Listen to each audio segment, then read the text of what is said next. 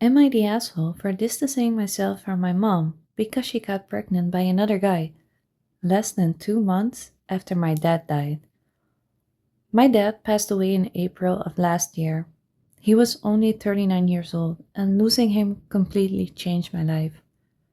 It was sudden, devastating, and honestly something I'm still trying to process. My family was grieving, and I expected that everyone would handle it differently.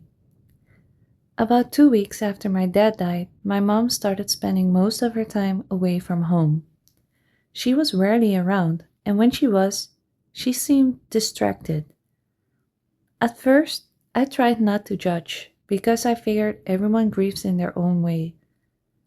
I assumed she needed space or was trying to cope however she could. Then, I found out she had actually started seeing another guy only 2 weeks after my dad passed away. That completely broke me.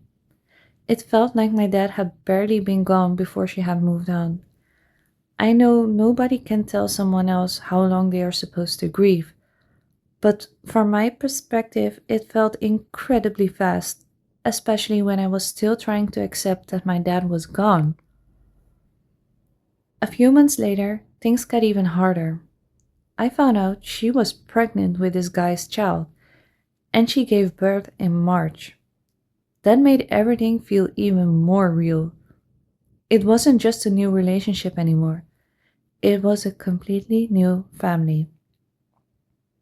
Since then, I have pulled away from my mom. We barely talk unless we have to. I don't hate my baby sibling because none of this is their fault, but every time I think about the situation, it reminds me of losing my dad. I feel like I never got the chance to grieve with my mom because she seemed to move on so quickly while I was still trying to figure out how to live without my dad. Some people have told me I'm being unfair because my mom deserves to be happy and everyone grieves differently. Others have told me they have probably react the same way I did.